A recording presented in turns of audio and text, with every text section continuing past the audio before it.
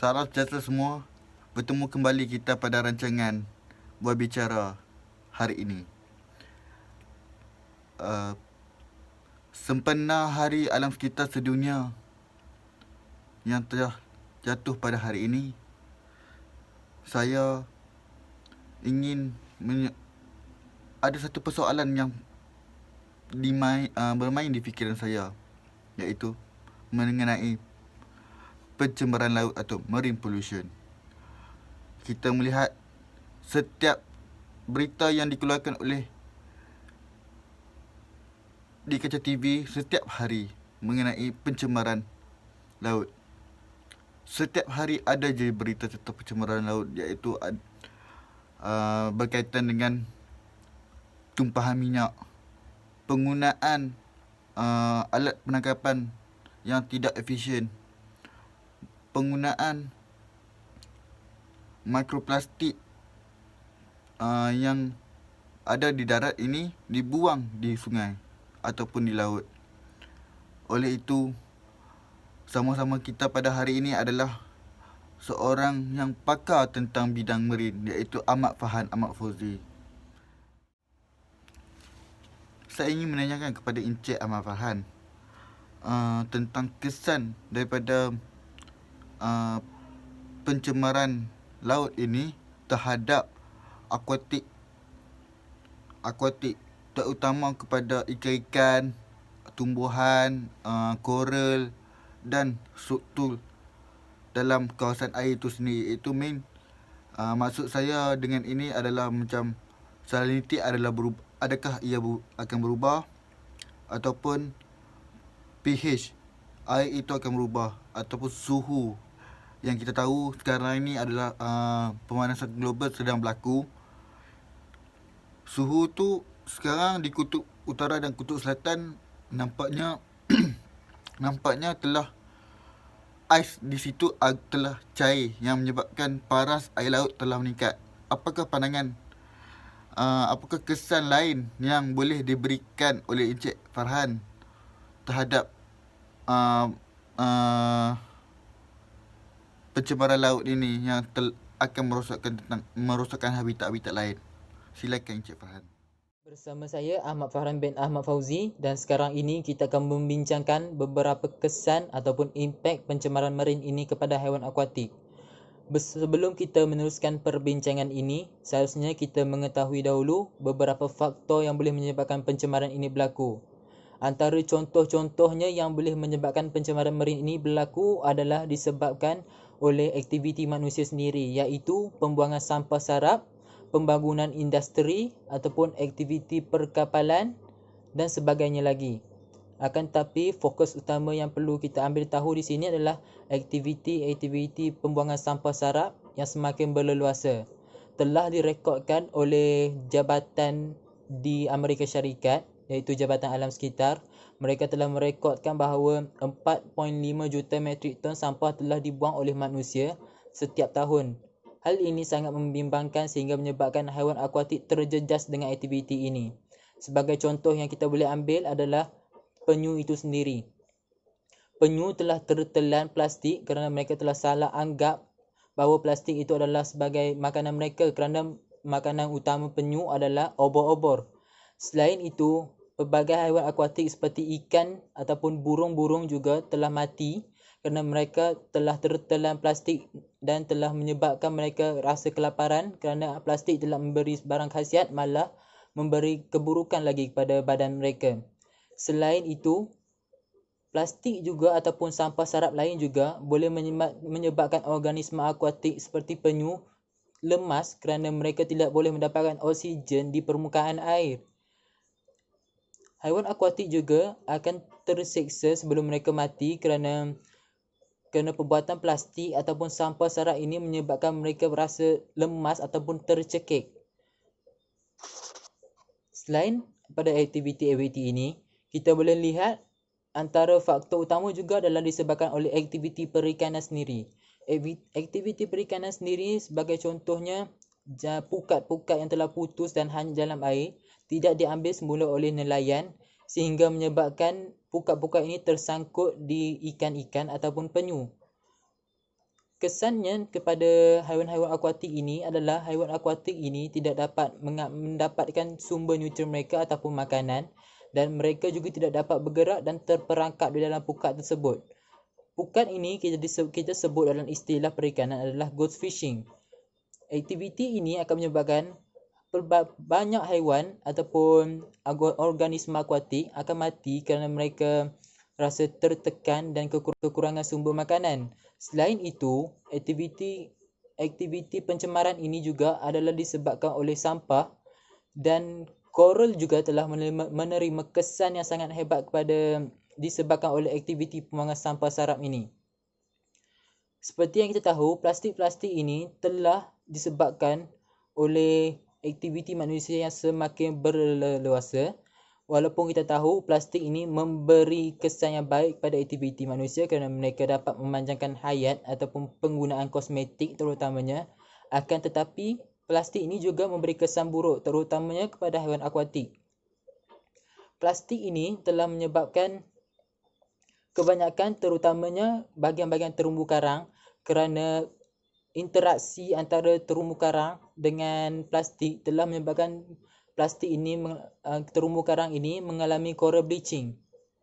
Dan banyak lagi yang boleh saya jelaskan, akan tetapi fokus utama saya hari ini adalah disebabkan oleh plastik ataupun pembuangan sampah sarap sehingga menyebabkan pencemaran itu berlaku sendiri. Plastik ini juga telah membawa pelbagai penyakit kepada terumbu karang sehingga menyebabkan coral bleaching boleh berlaku ataupun haiwan-haiwan terkena parasit kerana plastik boleh menyebarkan pelbagai penyakit disebabkan oleh bahan kimia yang berada pada plastik itu sendiri. Saya rasa setakat itu saja yang boleh kita bincangkan. Okey, sekian, terima kasih.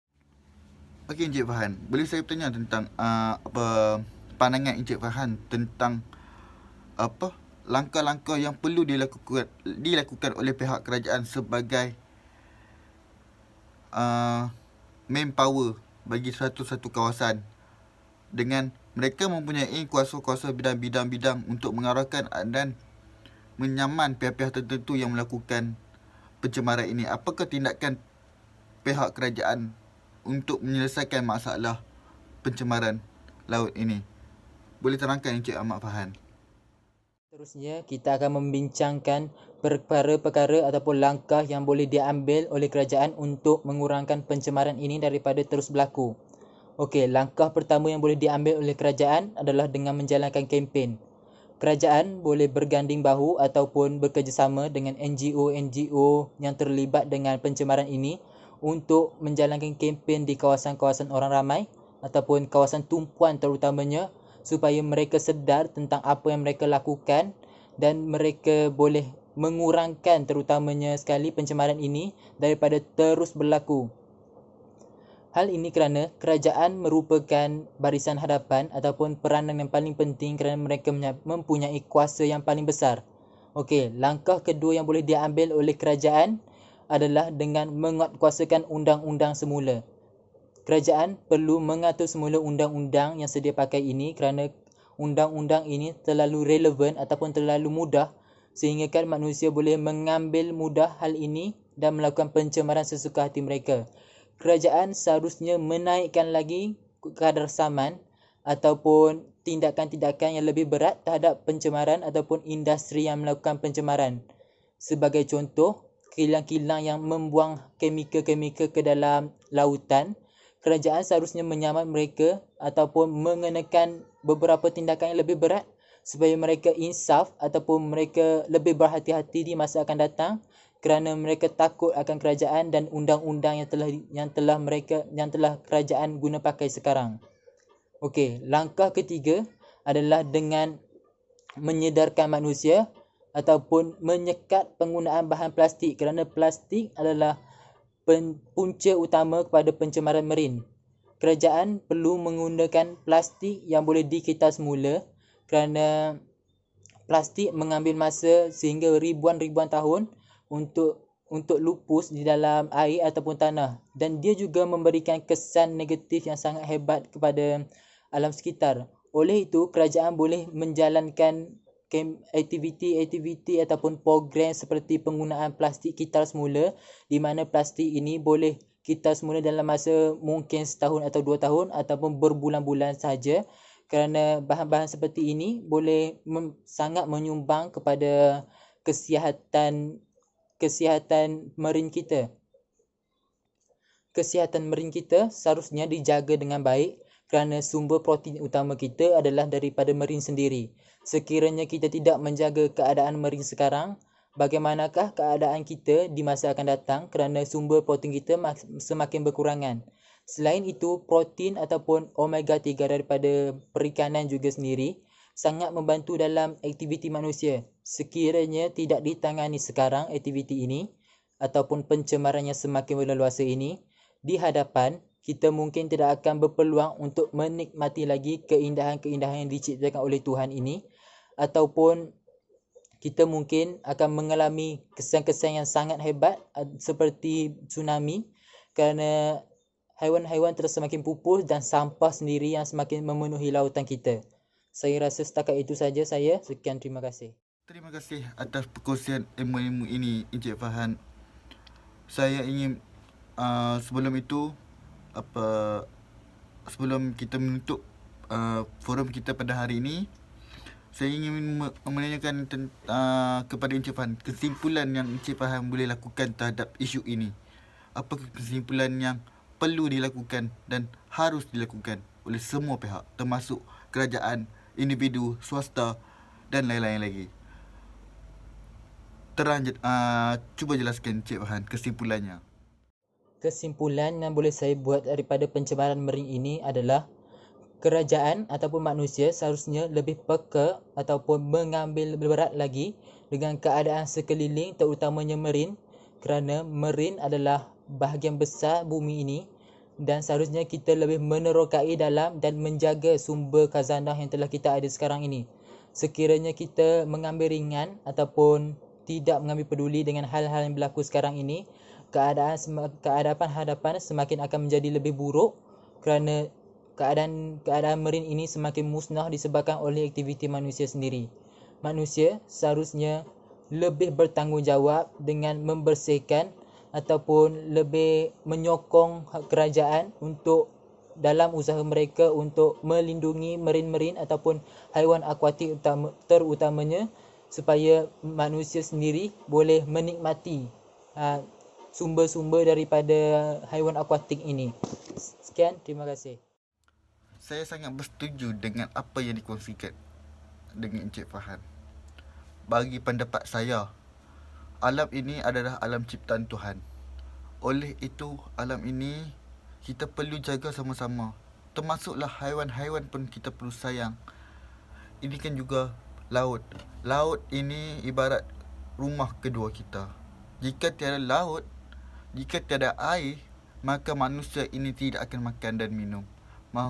Manusia ini akan cepat dahaga jika tiada air. Jika air di seluruh dunia telah dicemari, apa yang kita perlu minum? Apa yang perlu kita minum? Cuba fikirkan. Kita akan cepat mati. Kita akan terus mati jika air kita sendiri pun tidak elok untuk diminum. Oleh itu, setiap daripada kita ini perlu wajib menjaga alam sekitar kita supaya sentiasa dipelihara dan sentiasa bersih untuk generasi akan datang. Kita berfikir jika kita melakukan pada hari ini, maka generasi akan datang akan terus menikmatinya. Sekian, terima kasih kepada saya dan terima kasih juga kepada Encik Ahmad Fahan kerana sudi meluangkan masa pada hari ini. Kita berjumpa lagi di lain episod. Sekian, terima kasih.